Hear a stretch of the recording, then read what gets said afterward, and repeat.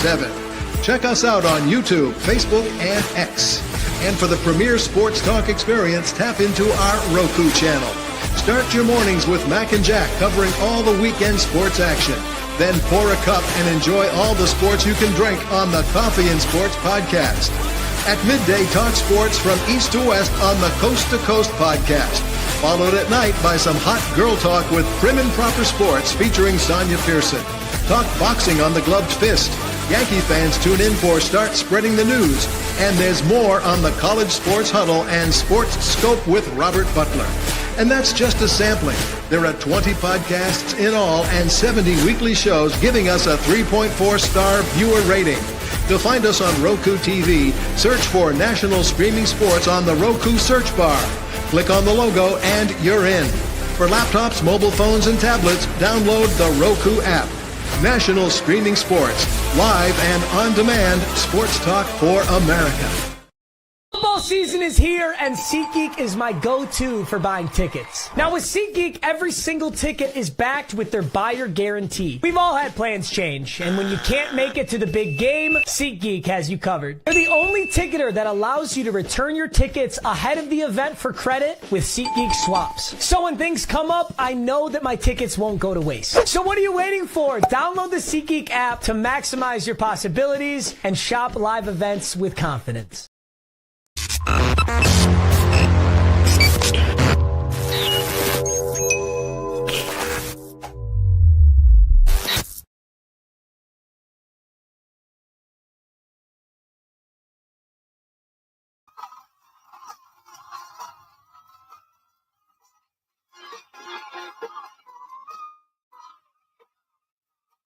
Yes, good morning, everyone, and welcome to the Monday morning. We start off this week here on the Mac and Jack Sports Show on your Roku channel. This is where we start off. We go over all the Sunday games, the last week of regular season. And by the way, if you're going to go to SeatGeek, use the NSS promo code to get you money off your first purchase. And after you use that for your first purchase, when you go back, use the NSS code again to get better deals. And this is why, you know, SeatGeek is with us right now, and we're with SeatGeek so that you can save some money. Our viewers can save some money. Jack, some fun games, some games that, I mean, they shouldn't even play it. If you're not going to play anybody, I don't even know why you play the game. Just forfeit it. Seriously. Mac, everyone was positioning for playoffs, draft positioning. As a head coach, I am not letting a team whip my ass 38-0 and stand there and do nothing about it. I'm not doing it. If you're going to do, just forfeit. Just at halftime, go to the ref, say, hey, listen, we don't even want to play. Let Denver have it. Denver won the game. Why even play? I mean, if you're going to let that team just beat the hell out of you, why are you even playing? That made me upset. Sorry. As a head coach, Mac. I do not want to stand on a sideline and watch a team that I know I could beat the hell out of me 38-0. I wouldn't do it. Just wouldn't do it. Well, first up, Kansas City just squeaked by Denver early in the year, like they squeaked by a lot of people early in the year. But if it were left up to the Kansas City Chiefs, they wouldn't have played the game yesterday. It was a pain in the butt. It was a completely meaningless game to them. But what made it worse, they had to fly to Denver, and then their flight gets delayed due to, certain weather conditions and this and that. And it was a pain in the butt. They dreaded going to Denver. They weren't scared of playing the Broncos. They didn't want to play the Broncos. They would have forfeited the game easily rather than fly to Denver. They would say, Denver, we'll take the loss. We'll take the loss. Yeah. You have to win. Maybe we'll see you late in the playoffs. Good luck to you. And the Chiefs would have gone on their way. But they had to play, so they played their backups. And it was the equivalent of a preseason game to the Chiefs. That's what it was. Maybe had the game been close at the end, it would have meant something to pull the game out. But it meant everything to Denver, nothing to Kansas City. It was a complete throwaway game as far as the Chiefs were concerned. Listen, the NFL likes to change the rules a lot. Likes to change the kickoff rule. Can't hit anybody. Defenseless receiver, roughing the quarterback. They're going to come up with a rule. Who wants to watch that? Who wants to tune in and watch a team not play the other team and get beat 38-0 besides Denver Bronco fans? Who wants to watch that? Yeah, well, fun. There was a lot at stake. I mean, the Broncos basically put the game on ice early on. Okay, so there was no suspense. But going into the game, there was a certain amount of suspense because the Miami Dolphins knew that if Denver lost to the Chiefs and they beat the Jets, they're going to the playoffs. So they had a lot at stake. But early on, they saw Denver jump to the big lead, and the Dolphins knew it was over. So I kind of wonder how much that affected their performance against the Jets. Hypothetically, let's say the Chiefs had beaten Denver and they were winning the game. How motivated would the Dolphins have been? Would they have played that against the Jets? Would they possibly have even beaten the Jets? I mean, who knows? I mean, things may have changed as far as their emotions, how much they put out. Maybe it would have, maybe it made no difference. And the Bengals at home, there were a lot of people in Cincinnati who were bitterly disappointed seeing Denver get off to the big lead because they needed Denver to lose and they needed Miami to lose to get into the playoffs. And it didn't work out. But even when things are at stake, it doesn't always work out the way you want it to. I was watching two games going on at the same time yesterday, the early games. I was focused on the Falcon-Carolina Panther game and on the Buccaneer-New Orleans Saints game. And the Buccaneers were losing most of the game. Yet the Falcons were going nip and tuck with Carolina the whole way, and they eventually lost. So with all that was at stake for the Atlanta Falcons, they couldn't pull away from the Carolina Panthers. Listen, that's the way it should be, Jack. That it should be a good competitive game. Denver, the Chiefs were not. And they got to do something because that just is terrible for the NFL. That's terrible. I mean, you're playing your second stringers against a team that is going to go to a playoffs so they beat you. The NFL should do something about that. What do they do about it? I don't know. I don't think. Well, I will say this. Okay. Normally, I'm all for resting guys, getting them ready for the playoffs. But being that the Chiefs have a bye and they'd be playing 2 weeks later, maybe they could have played their starters a little more because you have that 2-week window to get ready. Not 1 week, you have 2 weeks. And there's an advantage to keeping the guys sharp. For example, if Patrick Mahomes, he's going to be playing in his first game in 3 weeks when he plays in the playoffs. Could he lose just a little bit of his sharpness, a little bit of his rhythm, and some of the other players as well, because there's going to be a little bit of a layoff? Yeah, but then again, all these coaches are so scared of players getting injured. But you said it best, Mac, during the past week. You could get injured on the first play of the playoffs. You can't be overly timid, being so scared you guys are going to get hurt. You mentioned Tampa Bay and New Orleans, and New Orleans was going toe-to-toe with them in the beginning. Shake Rattler was playing pretty well. Toe-to-toe the whole game. Well, Tampa Bay pulled away at the end, 27-19. Baker had 221 yards, 2 touchdowns. Baker Mayfield is a very good quarterback. Very good. Is he a franchise quarterback? Tampa is. He is now. He is for the Buccaneers. Yeah, for the Bucs, he is. I don't expect Tampa Bay to really do much in the playoffs. They may win 1 game. New Orleans, Shake Rattler, he played okay. He's a rookie quarterback. They took him, Jack, in the 5th round or something? Yeah. Yeah. So, he's a developmental quarterback. Yes. He's got to play. He hasn't been bad. He's worth keeping around as the primary backup and see how – sometimes – you can't fully evaluate a guy. You just want him to keep developing and see where it goes, whether he could be a star in the league someday. Maybe yes, maybe no. And that's how it is a Rattler. I got to tell you something crazy about yesterday's game, watching Mac, the Tampa Bay Buccaneer New Orleans Saints game. Think about a decision that had to be made. And Tom Brady was all confused at the end of the game because he wasn't sure what the Buccaneers should do. Buccaneers stop the Saints. And the Buccaneers, they got a first down. I'm sorry. The Buccaneers have the ball with 36 seconds left in the game. First down. Saints have no timeouts left, and the Buccaneers start celebrating after they get the first down because all they have to do is take a knee, and they won the division. Everyone is hugging and going crazy on the sidelines, but then they realize Mike Evans needs 5 yards to tie Jerry Rice for 11 consecutive 1,000-yard receiving seasons. And they don't know what to do. Do you throw the ball to Evans? Imagine the ball gets picked off, you get sacked, you get fumbled, and then the Saints get it and get a touchdown and a 2-point conversion to get into overtime. So you have the division locked up. What the heck are you supposed to do? Yeah. And Brady's saying, whatever you do, don't get intercepted. If you want to throw in an incomplete pass, whatever.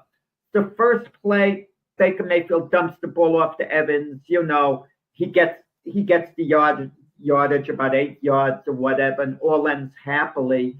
But can you imagine the ball like bounced off, Evans? It was a bad throw. It got picked off, returned all the way, and the Saints somehow got it and then got a TD, and they actually won the game. But had that happened, Mac, a disaster, that would have ultimately been good news because the Falcons lost and Buccaneers would have won the division anyway. But at that time, we didn't know that. Right. What do you do? Do you take a knee, or do you give them the 5-yard pass to get the record? What do you do, Matt? Me, I would throw the 5-yard pass. I give it. I would too, and they did it because how can you not do? Mike Evans, a Buccaneer legend. It's not his first year with the team. A Buccaneer legend. Right. You got to do it. Sometimes, even though you're risking losing it all, you got to do that. You at least got to try, They right? did it. Yeah. So that happened. Houston beats Tennessee. CJ Stroud played briefly. He had 1 touchdown. Damian Pierce, wow, 176 yards. He ran all over Tennessee. Will Levis had a TD. Now Tennessee has the first-round draft pick. And I talked to Robert. I interviewed Robert Butler a while ago about this, and we were doing an NFL download, and he chimed in. Tennessee's probably going to have to go get another quarterback. They're probably going to have to draft another quarterback. This is what, the 3rd quarterback or 4th quarterback in 5 years or something ridiculous. I mean, he said they probably should, but it should is Deion Sanders that good? Deion Sanders seems to be a natural fit for Tennessee. Seems to be. I think I said that a while ago. I predicted he'd wind up with Tennessee. He seems a natural fit. And then Cleveland goes next. Cam Ward, they draft him. So I think quarterbacks go 1, 2. And after that, the Giants go 3rd. So Travis Hunter would be a great, great player for the Giants. But the unfortunate thing is with the Giants, where were they going to look for another quarterback? They're not going to start the season with Drew Lock as their quarterback. I highly doubt it. Anything's possible. If Brian DeBall is somehow back, which is possible, John Mara has made an announcement. Maybe Brian DeBall feels he can do something with Drew Lock, but they felt they could do something with Daniel Jones. Right. And with a quarterback be available late on, you think of certain wild cards. Like I like Quinn Ewers a lot. This is just me. He's okay. But at what point do you overvalue him? Giants aren't going to take him 3rd overall if he's projected to go 20th. Right. They did that kind of with Daniel Jones years ago when they went number 6 overall. They took him at number 6, and most people projected Daniel Jones to go number 16 to number 20 in that range. Yeah.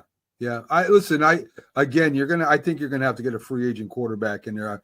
I mentioned Milton, whether it's him or somebody else. I know the Chicago Bears backup quarterback was pretty good too. He played well during the preseason, and of course you got Caleb Williams, who's a starting quarterback, and he's not going to be, he's a starting quarterback. Period. So there are quarterbacks out there that maybe you might be able to get over there. But definitely Travis Hunter, Jack. You got to go get Travis Hunter third pick. Yeah, he's outstanding. I mean, just such a great, outstanding talent. And you can play him on both sides of the ball. If you're not going to do it full time, and they don't really like doing it in the NFL, you can play him as a full-time cornerback, and you could spot play him at wide receiver as well. You put him, in certain big situations in the game, you put him on the other side of Malik Neighbors, the other side of the field. You got speed, athleticism, he's too good a player. So the Giants in a nice spot, and if by some chance one of the other teams let's say they decide to sign a free agent. Let's say Sam Darnold, who didn't play well yesterday, is a free agent, and a team like the Cleveland Browns hypothetically sign him. That would leave either Shedeur Sanders or Cam Ward there at, number 3 for the Giants. So they'd have that option, as far as the quarterback goes. I mean, they would take, if the Browns of Tennessee signed one of the quarterbacks who was a free agent, they would then take Travis Hunter. So he would be off the table for the Giants, and the Giants would be forced to take, Cam Ward or Shedeur Sanders. Right. Bryce Young had probably his best day as a quarterback for the Carolina, as they won 44-38 in overtime. He looked really good, Matt. Really good. 51 yards, 3 touchdowns. Miles Sanders played well. Listen, I'm going to give you credit. Penix played really well, Jack. Penix threw 312 yards, 2 touchdowns, had an interception, a good running back there. They got the Falcons got a lot of weapons. They do. You got a great tight end there. London's their wide receiver. Bijan Robinson is an unbelievable running back. Atlanta's defense used to be really good last couple of years. It's kind of fallen off. But listen, I give Carolina a lot of credit. They didn't give up. They won 5 games this year. Listen, if I am the GM and even the owner, which I don't like, I don't think anybody does, I'm looking forward to next year now. I'm gonna get some draft choices and build my defense a little bit. I got to tell you something funny that we didn't talk about in our football show when we had Sonia Pearson, the ultimate Carolina Panther fan, on yesterday. There was something riding on the Lion-Viking game last night that affected the Jets and the Carolina Panthers, and I didn't realize it fully till after the game. By the Lions winning, it means the Jets go number 7 overall in the draft and the Panthers 8. If the Vikings would have won, they would have flip-flopped. The Panthers would have gone 7 and the Jets 8. So as a Jet fan, the Jets benefited by the Lions actually beating the Vikings, and the Panthers didn't quite, benefit by that. They would have benefited with a Viking win. So there was something at stake. It's one position, but you never know. There's some, really good players out there, like the kid from Penn State, the great edge rusher, Abdul Carter, so they're players out there. One spot could make a difference. Well, it depends on where you're looking. I mean, Carolina needs defense. I mean, for sure. I mean, that's probably their weakest part now. Used to be their strongest. Now I think it's their weakest. I think, New England beats Buffalo, and this, of course, we already talked about Joe Milton, went 22 for 29, 241 yards. He threw for a touchdown, ran for a touchdown, and booty. He threw the booty so much. He's the first New England wide receiver to go over 100 yards this year, Jack. The only wide receiver, New England wide receiver, to go for over 100 yards. Of course, Josh Allen played the whole You were telling me before the show, Mac. I shouldn't say what we talked about before the show. I don't know whether you're joking or not. You said you would start Joe Milton over Drake May if you're the Patriots. I would have asked. That's the case, Mac. Right. The Giants go number 3 overall in the draft. Right. Don't you think they would trade that pick for Drake May straight up? I don't know. I still don't. We talked about this before. I still don't know what Drake May is. I'll tell you right now, Drake May did not throw a receiver for 100 yards. Now, granted, Buffalo's in their second string defense. I understand that. I don't know who Drake May is yet. I'm waiting to see when he gets some weapons how good this kid is. I think he's good. I just don't know how good yet. I said I'd start Milton because I would want to take Drake May and sit him down for a year and let that offensive line go after Milton. That's probably bad to say, but I knew Drake May was going to get hit a lot. And I think Milton would have been like not a sacrificial lamb, but I would have seen what Milton had, and I would have rested May this year. But well, the danger in that to an extent, when you take a Drake May as highly as New England did, number 3 overall in the draft last year, and then you play Joe Milton, a 6th-round draft choice ahead of him, and Milton's playing very well, you've got too much of a major problem on your hands because you might have a great quarterback in Drake May who never gets a chance to see the field. I mean, something similar happened many years ago with the San Diego Chargers. They took Phillip Rivers, number 4 overall. And even though technically Eli Manning went number 1, but with trades and all logically with the 4th-round pick, and they had Drew Brees on the team. Right. And Drew Brees suffered a shoulder injury the last game of the season. If he didn't suffer the shoulder injury, and let's say the Chargers traded Drew Brees, which they did, and Phillip Rivers didn't turn out to be an outstanding quarterback, wow, think of how bad that would have been for the franchise. We traded away Drew Brees for like a rookie who's basically unproven. Yeah. I mean, think of that. And that's the danger with New England. You trade away Drake May, and if he turns out to be one of the better quarterbacks in the NFL, and the guy the low draft choice in Joe Milton just turns out to be another version of, let's say, a Jameis Winston. Okay, I'm just throwing a name out there. Then, where does that leave you? I don't know, Jack. I mean, you never know, right? You could play what ifs all day. What happens if Milton turns out to be better than Drake May? Right? It could happen. Look, Kirk Cousins was a 4th-round pick. 4th-round pick the same year the Washington Redskins took RG3, number 2 overall in the draft. RG3 had an outstanding rookie year. And then, his career went flat, in part because of the Redskin organization, the way they threw him out there. I blame the organization a lot. But Kirk Cousins turned out to be the better NFL quarterback. So, yeah, I mean, RG3 had that bad knee injury, and they kept playing him, which was ridiculous. Yeah, I don't know what they yeah, I mean, anything could happen, Jack. Again, we talked before the show, and I posted in Facebook. I'd go after Milton.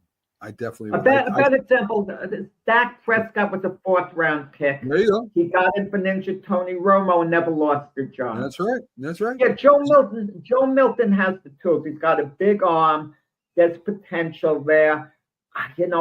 Based on this one game, it was the equivalent of a preseason game, though, yesterday, I don't disagree with that, but I remember we were talking to Keith in the beginning of the year, and they said Joe Milton was playing better than both those quarterbacks during training camp, if you remember. So I don't know. And in fact, we questioned why aren't they going to play? If Joe Milton's better, why not play him? I mean, Keith Angle, he follows the Patriots for us, and he said he was playing better than both. So I don't know, Jack. I don't know. Well, talk to Keith when he comes. I don't think Keith is nearly as high on him as you are. Oh, no, of course not. He's got Drake May. No, listen, Joe Milton was the 3rd-string quarterback going into the season. Next year, I mean, he should be Drake May's primary backup and leave it at that. Drake May is the future quarterback of the I agree. You drafted him. Unless otherwise, it's a non-issue if I'm a New England Patriot fan, a non-issue. Listen, I like Drake May. I like what I saw from Drake May. I just like what I saw from Milton, too. Anyway, Jacksonville loses the Colts 26-23. Joe Flacco ends up going in and throwing for 264 yards and a touchdown. Taylor, he's a monster, Jack, 177 yards and a touchdown. Mac Jones has a touchdown interception. I mean, the Jags fall to 4-13. I don't know where they're going. I don't know why the head coach is still there. I'm not sure. Well, Go ahead. We don't know he'll still be there next season, Doug Peterson. You think he's going to be there? I get the feeling he might, because he does have a pedigree as Super Bowl winning coach. I get the feeling the owner might like him. Normally you hear rumors about guys being a little bit on the hot seat, but I think the coach gave him a vote of confidence. Changing coaches isn't always the answer, Mac. You have 32 teams. You could have some very good coaches who have losing teams. It's the program. Trevor Lawrence concerns me more than Doug Peterson. Trevor Lawrence was hurt. He missed, the second half of the year for the most part. He's going to be their quarterback next year. He just hadn't developed, hadn't taken the next step. Am I optimistic he will? And Trevor Lawrence, is all you have an average quarterback? Is that it? And Trevor Lawrence going forward, I can't say with any confidence how good he's going to be. And we heard all these things. Oh, Trevor Lawrence is going to be a generational quarterback and this and that. He's just been basically another guy. Yeah. I mean, he had that one decent year where they went to the playoffs, and that was it. Question: We didn't cover on the Patriots them firing Gerard Mayo, Jack. First year coach, first year offensive coordinators. Not a lot of talent to play with. I mean, I know they played a little worse. Their defense played a little worse during the year. I don't know how you fire a guy with 1 year with the team that he had. I mean, I know he said some things that aren't, that weren't too smart. Clock management wasn't the best. First year, give him 2-3 years. I mean, you're gonna bring in Vrabel with that talent? He ain't gonna win either. I mean, but why? The Patriots aren't obligated to give a guy more than 1 year. I mean, no. I think of society. A guy gets an office job. You want him to grow into the job. Once the guy's been there like a few months and, he's not progressing, you can't say, well, he deserves time. I understand that argument. You would like a coach to grow. It's very, very difficult. I mean, I didn't want to see him get let go. Personally, I would have tried to work it out and to stay with them. But you also have to think going forward. Is he your guy going forward? Are you really confident he's going to turn things around, observing him now? And I know there have been situations like in Bill Parcells' case. The coach has a dreadful first year. And if you don't stick with him, you'll never find out how good he is. I get all that. And the Patriots did what was expected of them. They had the type of year that was expected of them. We couldn't expect anything more. They weren't better. They weren't worse. We thought they'd win 3, 4, maybe 5 games. What were they, 4-13? So they did what was expected. But, if you're Robert Kraft, you know the guy, and they probably see a Mike Vrabel's available. And he's going to have – they have to feel he's going to have more of an impact going forward. And when you've been a franchise like the Patriots, who for 2 decades were in reality the America's team, in reality, as far as the NFL went, because they were the high-powered team, Belichick, Brady, they were like the gold standard of NFL teams. And now they're a doormat team. And, Robert Kraft, for him to get back to an elite status as soon as possible, you need, a powerhouse type coach like a Mike Vrabel. Now, Mike Vrabel struggled a bit at Tennessee. Keep that in mind for a couple of years. I was just going to say. He wasn't like, but they made the playoffs, I think, 3 out of 6 years. His teams were competitive. They're more likely to win going forward with Mike Vrabel than Jared Mayo. That's the point. They're more likely to win with him. Look, we don't know, Jack. We don't know that because they didn't give Jared Mayo but 1 year with a terrible team. Their roster is worse than the Giants roster, Jack. They got no wide receiver. How do you know how good Jared Mayo is going to be in a couple of years? I agree. I don't feel comfortable them firing Gerard Mayo. I don't want to give the impression I'm supporting the move, but I'm just saying this. You hire a coach. You're not obligated to stick with him more than 1 year. Look, we talked about the Atlanta Falcons, but Raheem Morris took over as head coach of the Falcons. Arthur Blake, the Falcon owner, reportedly wanted Bill Belichick, but all of Blake's people were saying, no, not Belichick. Go with Raheem Morris. He used to be in our organization. He's a coordinator with the Rams. Everyone loves him in the Falcons because he's a good guy, good football guy. They brought him on. Falcons were colossal disappointment. They were more of a disappointment than the Patriots. I agree. Because the Patriots gave us what was expected. Most people were expecting the Falcons to win the division. For 3 years in a row, they were 7-10. They get Kirk Cousins, a new coach, and what are they, 8-9, and they don't win the division again. Tell me that's a bigger disappointment. So if Arthur Blake fired Raheem Morris, hypothetically, can we blame him after 1 year? Saying, look, this team underachieved. We had problems with clock management, this and that. It's a win-now league. I mean, you want to develop. Listen, Jack, I'm not saying Gerard Mayo is going to be a great head coach. I'm saying they just didn't give him a chance. Now, what does he do from here? Does he interview for other? I don't think he can get a head coach job. Give him another head coach. That's what I was going to say. That's what I was just going to say. So what does he do? Defensive coordinator for some team, a defensive coach? I don't know. I thought the New England Patriots, the way New England Patriots ownership and front office was to me was they were caring people. I mean, this is a good organization to work for. It just showed me the opposite. It just showed me the opposite because you just fired a man that you, Robert Kraft, said was going to be your head coach. This was decided like a couple years ago when Belichick left. Mayo is going to be my coach. So you've been watching for years. You said, this is my guy. And as soon as they have the season that we thought they were going to have with a terrible team, you say, well, guess what? Get out of here. It just doesn't seem right to me. I mean, I guess Robert Kraft is thinking once again, like going forward. And it's not, maybe it wasn't so much what Gerard Mayo did this year. Obviously, the record play and all played into it. I get that. But going forward, he's looking who's giving me the best chance to get back to an elite status. I agree. Okay, again, and Gerard Mayo, he doesn't want this slow developmental learning thing, and I'm sure he sees Mike Grable, who former Patriot, has a Patriot pedigree, and he's looking for guys, someone who can win now. Look, we criticize Robert Kraft for moving on from a coach after 1 year.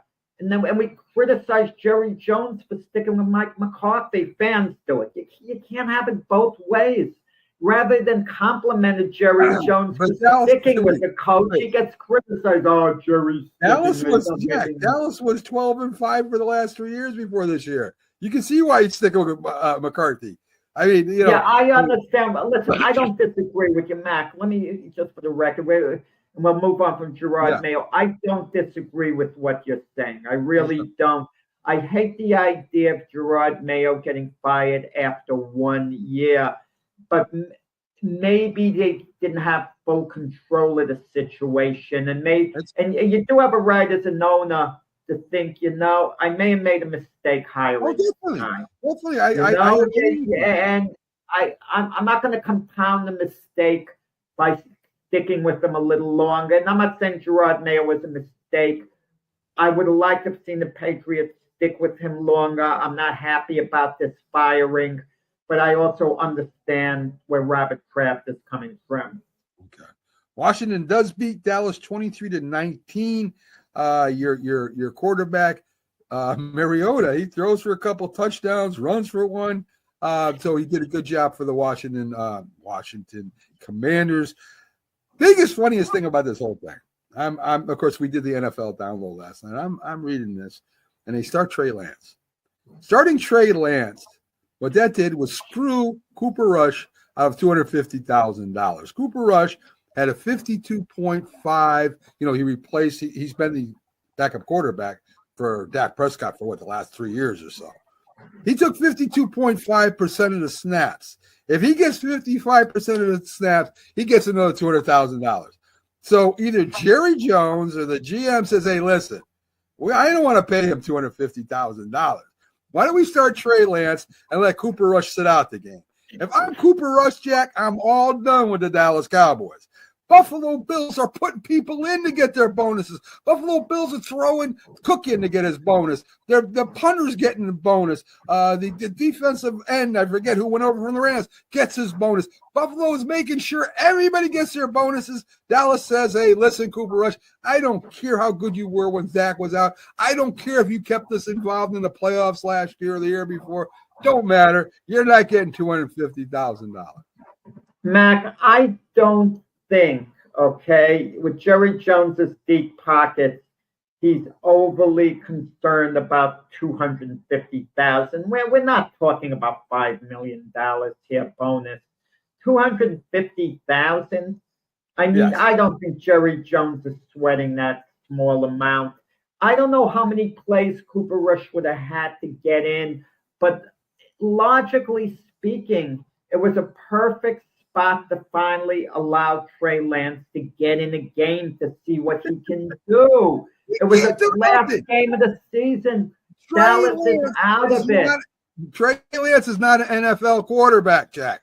Told you that from the beginning. How do you think he played yesterday? He was so-so, right? How would you evaluate his?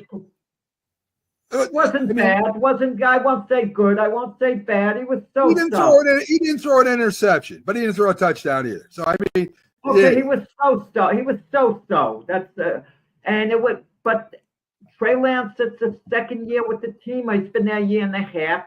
He deserved in a game like this to finally get in and get some play. It made sense. Let me ask you a question. I'm trying to remember the head coach name of Buffalo. If he can remember that Cook needs one more touchdown to get his bonus, and Cook didn't play the whole game until the second half, first and goal, guess what? Cook goes in, gets his touchdown, gets his bonus. He knows that. Yeah. I'm sure McCarthy knows this too, that if Cooper Rush gets in there maybe for a half or whatever, even if he plays the whole game. Half is a lot of play, though. It's not a few plays. No, but then you're depriving Trey Lance. You're trying to tell me Cooper Rush, who kept the Dallas Cowboys in the playoff hunt, when Dak Prescott was hurt, when he was hurt, he went in there, I don't know, when he went 4-4 or 4-2 or whatever the hell he went, he kept them alive till Dak got back. So you're going to say to this guy, hey, screw you? Come on, Jack. Mac, it's 250,000. It's not a great deal of money as far as NFL bonuses go. I guess it is. Then why not play? Mac, it's not $2.5 million. 250,000 isn't worth sweating it. Then why not play him? It's half.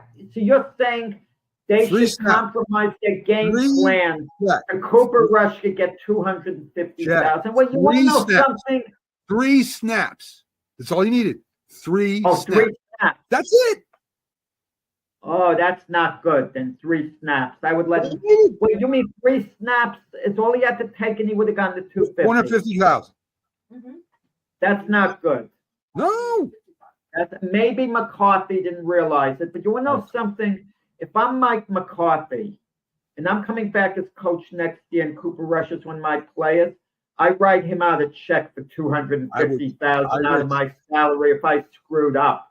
You know that? Or no, I don't think everyone maybe realized it, because I'm sure if it was only 3 snaps, Mike McCarthy would have put him in. And I think Jerry Jones and Stephen Jones would have said, let him collect this. Mike McCarthy would have called Jerry Jones. He would have said, look, it's 3 snaps. We'll let him get the bonus. It's not a few million. It's very low money as far as bonuses. I agree, Jack. It seemed petty to me, and it just makes Dallas look bad. Maybe they didn't realize what was going on at the time. I don't know. It's only Mac. Mac, you don't get this, Mac. It's only $250,000. I know. Let him have the snaps then. Why aren't you letting him get behind the center? The guy's played his ass off for you. Why don't you let him get 3 snaps? I don't get it, Jack. They know. They know. Somebody knows. They know. I don't know what's going on there. Chicago beats Green Bay. I'll tell you, Chicago, that field goal that won it at the end barely went through the goalpost. Imagine it goes wide again. It would have summed up this. Oh my God, that would have been the Bear fans would have been drinking heavily. Yeah. Listen, the biggest news is Jordan Love is his elbow going to be all right for the playoffs because he hurt his elbow. I mean, that's the biggest. I'm going to tell you, Mac, that's going to be my upset special if Jordan Love is healthy. Packers going to Philadelphia and they upset the Eagles, and it's going to be a shocker. That's my prediction. But if Jordan Love is compromised, really, really compromised, they're not going to beat Philadelphia. Jordan Love has to be right for it to happen. I agree, and I agree if he is healthy, Jack. I agree with you. I think the Packers can beat the Eagles. I really do. I do. But anyway, they got the win. Williams threw 448 yards, a touchdown. Swift got a touchdown. Green Bay. I mean, it was a close game, even when Jordan Love went out. But you know, I think Green Bay sitting in the sixth position. Well, Packers kind of let up, you know, in a way too, and they didn't know. I mean, by winning, they knew they'd play the Tampa Bay or the Rams as opposed to the Eagles. And if I'm the Packers, I would rather play the Buccaneers or the Rams, quite honestly, than play Philadelphia. Even though I think the Packers can upset the Eagles, I mean, it's a much bigger chore. Yeah, I agree. The Eagles with a quarterback that I never heard of. We looked it up. He was like drafted in the 7th round or 6th round. Throws for 269 yards, 2 touchdowns to beat the Giants, 20-13. It's the great way for us to go out. I'm glad we went out to a guy I never heard of, because that just makes my year, saying that, you know, you can't get any worse. You can't go any lower, Jack. Drew Lock had a touchdown and an interception. But the Eagles end up in the 2nd seat at 14-3. But the problem is, if the Giants wanted Shedeur Sanders or Cam Ward, one of them badly, chances are the Giants like one of the two, not both. But if that's the case, then in a sense they're losers because they go 3rd, because both Tennessee and Cleveland need quarterbacks. They're going to draft. They're both going to draft quarterbacks, and I can't imagine Cleveland running it back with Deshaun Watson beyond him just starting next year and them drafting a guy ready to take over for him in the future. Mm-hmm. And I know Tennessee, I can't imagine them thinking, no, we're going to stick with Will Levis. He's our guy. So the Giants are left without the big 2 on the board by going 3rd. And I can't see Cleveland or Tennessee trading, flip-flopping one of their picks with the Giants, and the Giants giving them additional compensation to make it happen. So the Giants are locked into number 3, and they're going to get a terrific play at number 3.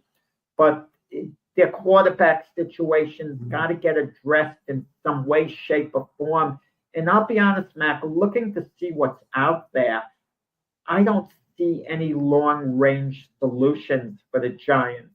I mean, I don't see Sam Darnold as being a long-range solution for the Giants. Quite the guy they'll fall in love with long-term if he does become a free agent, you know, and is there for the Giants. And I don't see Justin Fields as being the guy long-term.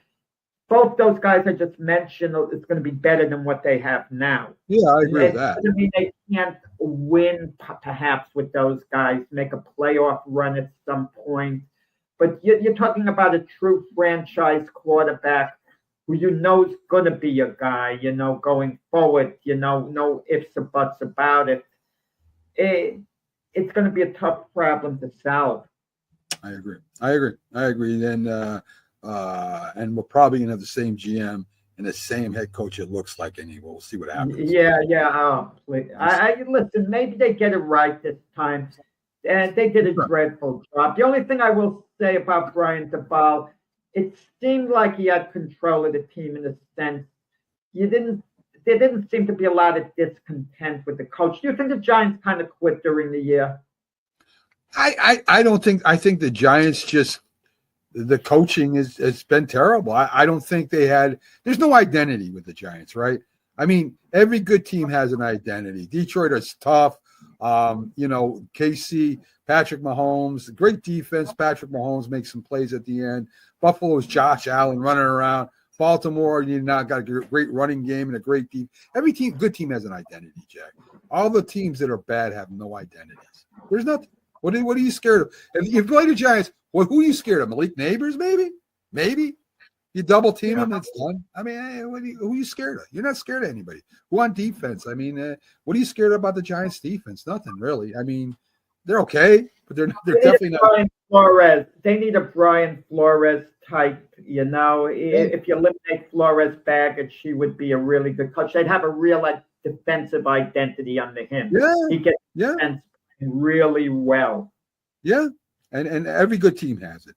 The Rams did lose to Seattle 30-25. They both finished, with 10 wins, but of course Rams had the tiebreaker.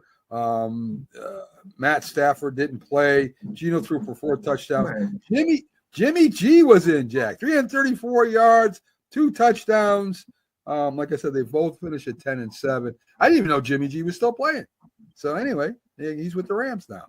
So we'll see what happens with the Rams. I didn't realize Seattle was 10-7, that they were that good this year. Yeah. 10-7 is not bad.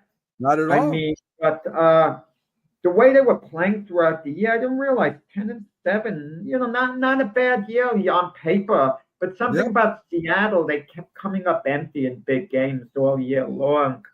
But I didn't realize 10-7 final record. And Arizona Rams are 10-7, Seattle 10-7, Arizona 8-9. So wasn't that bad a division? Who would have thought the last place team would have been the 49ers at 6-11? The way it turned out. Nobody.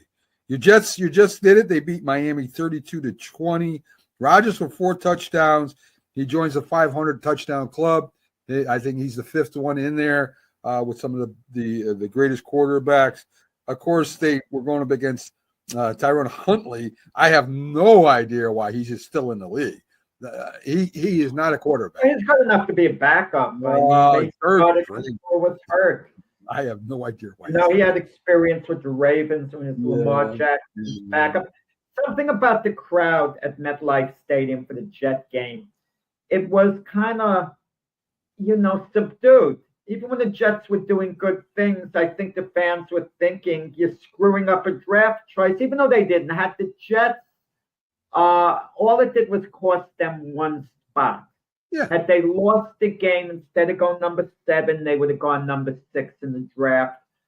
So it was better that they won the game as it turned out, because it's only 1 spot, and it wasn't hurting you as far as a quarterback went in all probability.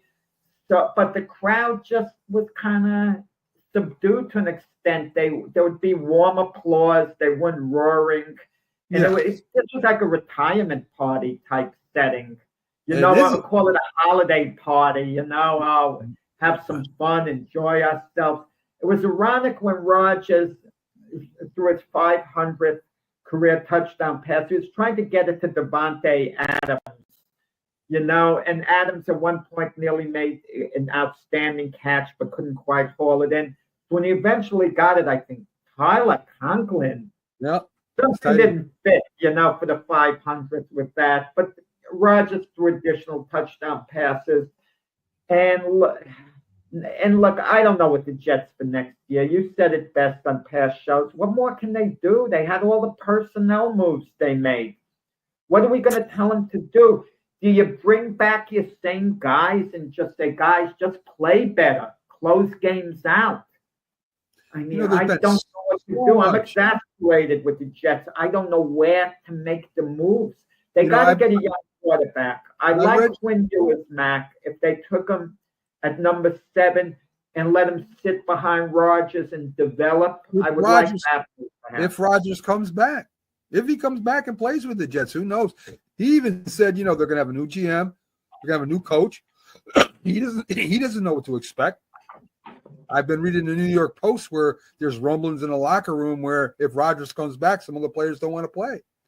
The Jets can take a flyer on Justin Fields and hope for the best, okay? But I don't think that's the answer. long term, but, maybe play well, he develop a little more. It's not a good situation with the quarterbacks that are out there that are going to be available. It is not a good situation. And it's easy to say, well, next season there's going to be a lot of good quarterbacks coming out of the draft. But what makes you think you're going to be in a position to draft them next year? You don't know where you're going to be drafting. True. It's true. I listen. I mean, I don't know what the answer to the Jets are. I know they had a better record last year than they did this year, which makes no sense to me at all.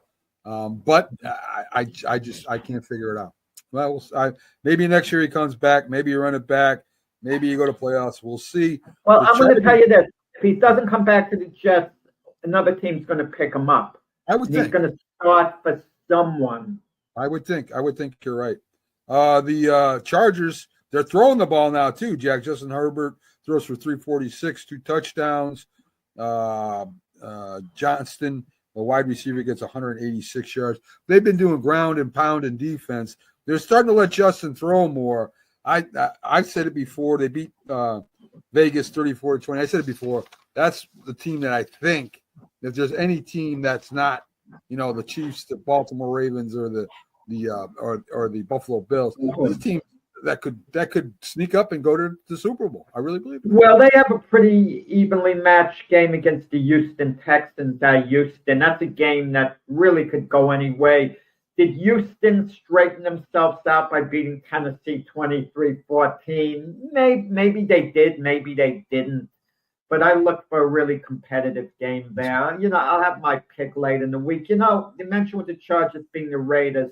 Now I'm hearing the Raider players, they're advocating for Antonio Pierce to come back. No. If I'm the owner, I don't listen to the players. You don't advocate. Win games. Don't have a losing season like this and go to bat for guy. The way to go to bat for guy is win. Win games, and then you go to bat for a guy. They didn't win games. They were poor. They went to bat for him last year when he was an interim coach. And they had a winning record. They were 5-4, it's something like that.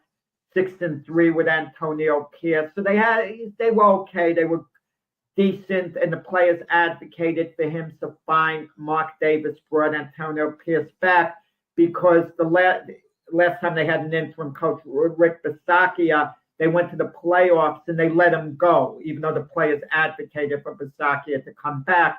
So he didn't want to make the same mistake again. Mark Davis, they brought Antonio Pierce, in as the full-time coach, but not now, not after the year they had. I agree.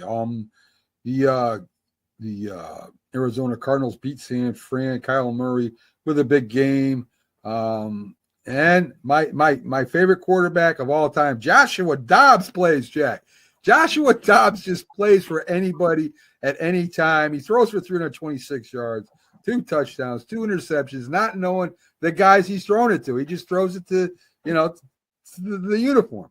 Of course, I'm kidding. Joshua Dobbs has value. The Joshua Dobbs is third-string quarterback for team because they know how to run an offense. The experience. I'm not saying they're going to run it that well necessarily, but they know how to run an offense, and you want a guy like that around as a third stringer, not as your primary backup. But I believe every team should carry 3 quarterbacks, not just 2, because it's such a valuable position. But listen, Joshua Dobbs, he kicked around the league. He's played for 11, 12 teams. He's been around. Oh, that's Josh Johnson. Maybe I'm getting the 2 confused. I'm not sure, but Joshua Dobbs, I think, is up there with the Magic Man now, as far as the teams he's played for. Big surprise, Jack. Detroit just totally beats up Minnesota, 31-9. It wasn't Goff. It wasn't the offense throwing the ball because he threw for 2 interceptions.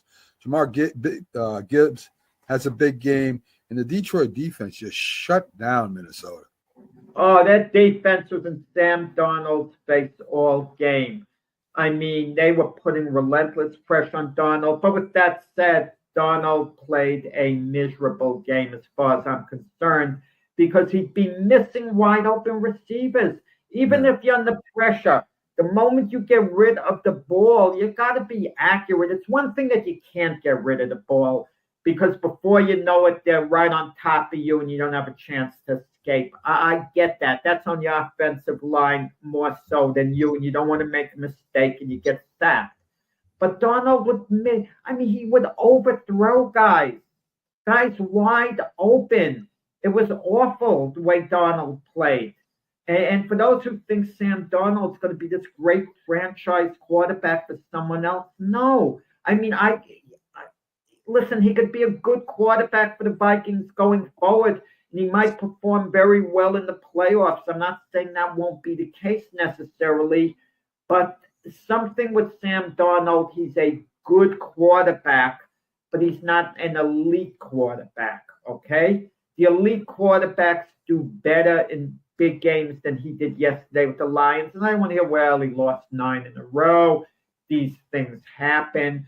What concerns me about the Vikings, they go into L.A. to play the Rams, the first playoff game as a wild card team this weekend. But when you lose a game against the Lions yesterday, that was like a playoff game. And the way they lost, can they possibly have a letdown, Mac? They can't be any more psyched for this weekend's game against the Rams than they were with the Lions. I'm concerned about a letdown that the Vikings could conceivably have. It's possible. I mean, listen, they should beat the Rams. They're better than the Rams, I would think, talent-wise. But we'll see. The Rams are one of those teams that if you don't play 60 minutes, they'll beat you. And I think Minnesota should be able to beat the Rams. Real quick, the Browns did fire offensive coordinator Ken Dorsey. I don't know why. I mean, their offense was banged up and their offensive line was banged up.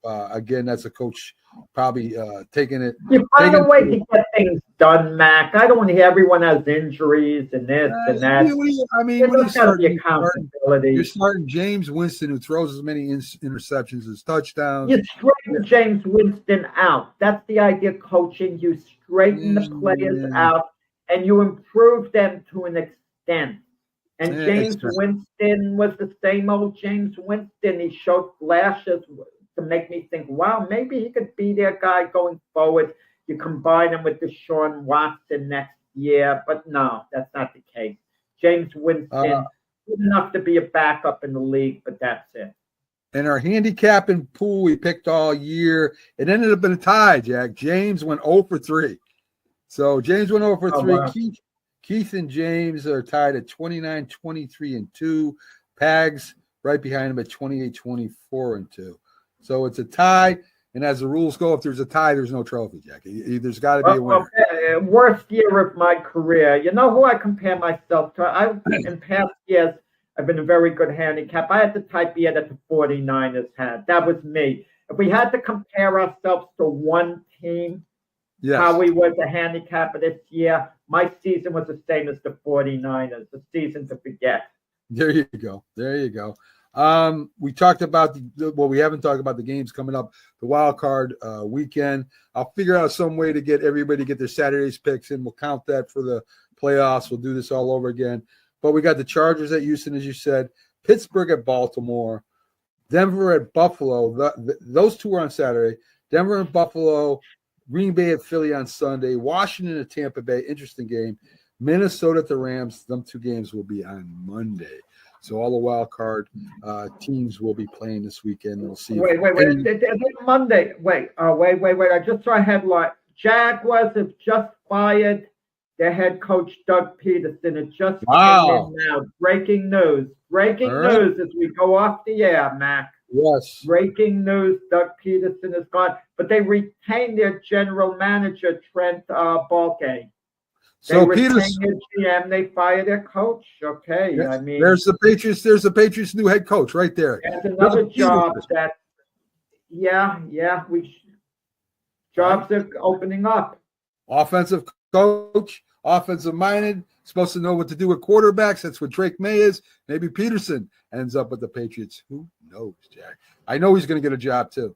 And I'm not sure. Let's not be so sure about that. But let's see where the coaching carousel goes.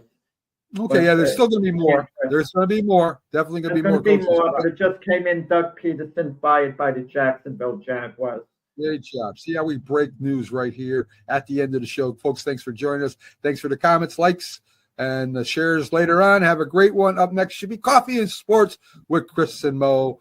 Have a great day. We'll see you Wednesday. And Glove Fist also tonight. Tonight, 7 p.m. Eastern Time. Best talk in boxing. Yeah, it is. It is. Frank and Jack, do it to it. Have a great one. Frank will talk football the first 10 minutes. But you know, you straighten them out.